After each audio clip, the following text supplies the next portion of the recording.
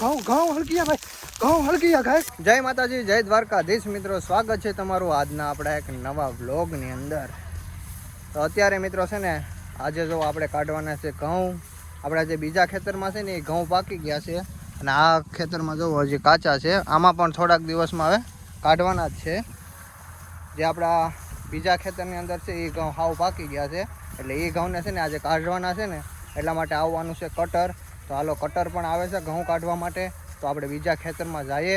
આપણા બે દી પહેલાં જે ઘઉં કાઢવાના હતા એ આજે આવે છે ફાઇનલી કટર કાઢવા માટે ઘઉં.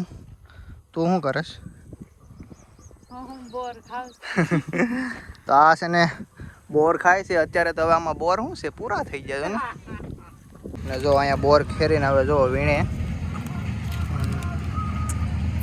ચાલ મને દે તો ખરી.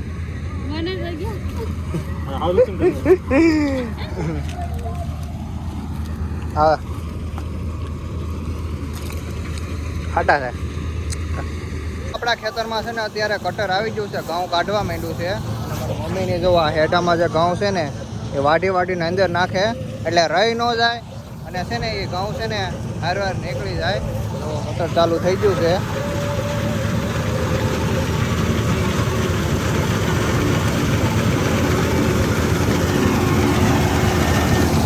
તો કરે અહીંયા પહેલી વાર આવી ને તો વાગે કટર ઘઉં. તો આણે છે ને પહેલી વાર જ જોયું કે કટર કઈ રીતના ઘઉં કાઢે ને ઘઉં કઈ નીકળે, કઈ રીતના નીકળે. કેમ દાંત કાઢે? આ જોરિયો અમારા આ છે ને નખરાળો છે, આ કઈ નખરા જ કરે.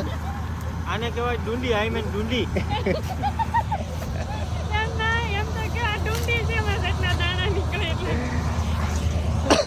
તું કઈક કહેતી હતી ને કે ડુંડીમાં કઈક દાણા હોય, શું કહેતી હતી? ડુંડીમાં જેટલા દાણા નીકળે ને એટલા શું કહેવાય ઘઉં થાય એમ. એટલા ઘઉં થાય એમ.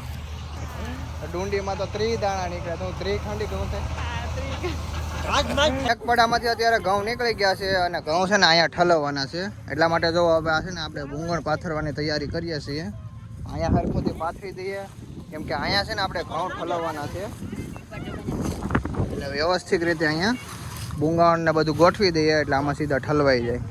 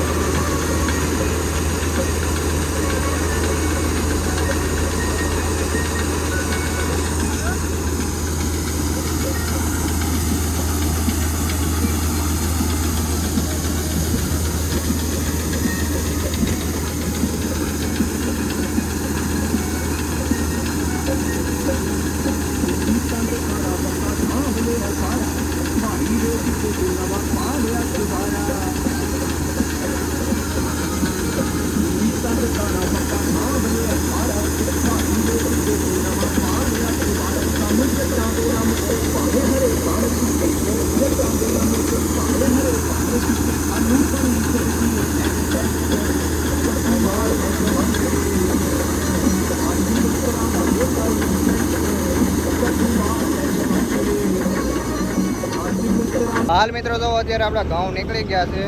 હવે જો કટર છે એ જાય ઘઉં કાઢીને. ને આપણે છે ને હવે ઘઉં નીકળી ગયા છે તો ઘઉં પડું છે ને એ હળગાવવાનું છે. વાયરો હળગાવી નાખીએ, કેમ કે કાલે છે ને આપણે બાજરીનું વાવેતર કરી નાખવાનું છે. આ ઘઉંનો ઢગલો છે, એક આ બાજુ છે અને એક આ બાજુ છે.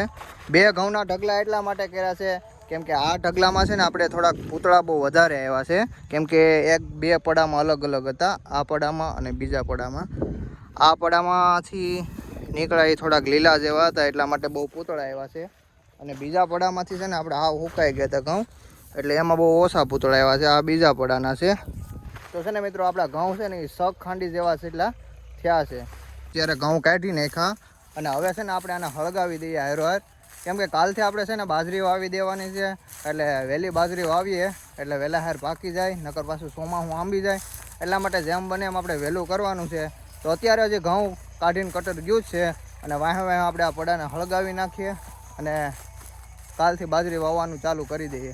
આને છે ને બહુ હળગાવવાનો શોખ ઉપડે. જો ક્યારું નો વળી આગળ ધગી જાય ને તો જો હવે છે ને આપણે હળગાવવાનું ચાલુ કરી દીધું છે.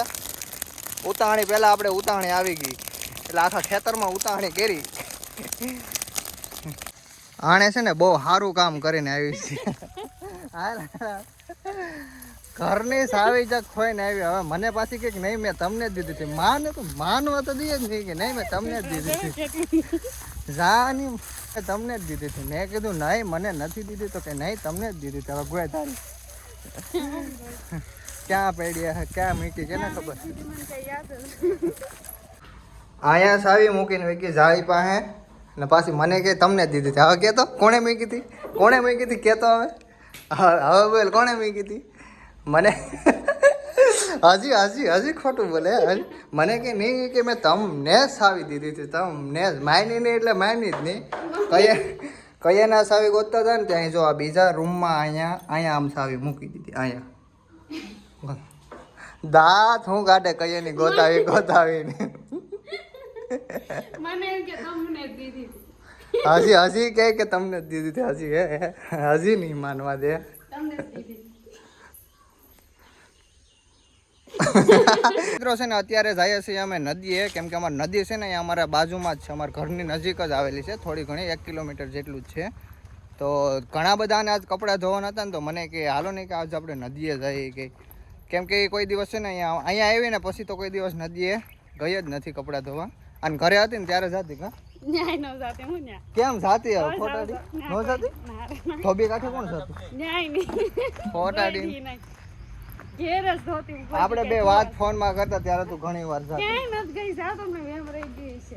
આ જો આ હોત છે ને અમારા હારે કપડાં ધોવા એવો છે. કેમ કે રહ્યો અખંડ વાંઢો કે નહીં ઘરે કોઈ છે નહીં બાયું છોકરા કે કઈ.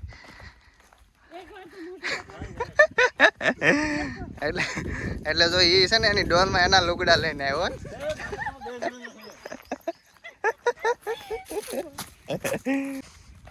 પડશો નહીં નહીં પણ પડું બાપા. મને બીક લાગી તમને જ નથી લાગતી.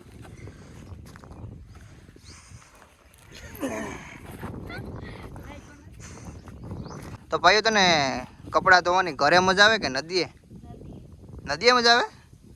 એટલે જ લઈને આવી કાજ. અને જો આ બધા અહીંયા જો નાહવા માટે પણ આવ્યા છે. આ છે બધા મારા કાકાના ને બધા છોકરા એ અત્યારે અહીંયા નાય છે. ઘણું ખરું પાણી છે ને અત્યારે હાલ સુકાઈ ગયું છે. બાકી આ પાઇટ ઉપરથી આ નીચેની પાઇટ ઉપર પાણી જતું પણ આ બધું અત્યારે સુકાઈ ગયું છે. જો આ બધાને આજ રજા છે રવિવારની એટલા માટે એ હો તમારે યારે બધા નાવા હાટું આવ્યા છે. ચાલો મિત્રો આજના વ્લોગને હવે આપણે અહીંયા સમાપ્ત કરીએ છીએ. જો મિત્રો તમને અમારા વ્લોગ ગમતા હોય ગામડાના તો અમારા વ્લોગને લાઈક કરો. અમારી ચેનલને સબસ્ક્રાઈબ કરો યાર સબસ્ક્રાઈબ કરો. હાલો મળીએ છીએ ફટાફટ એક નવા વ્લોગમાં.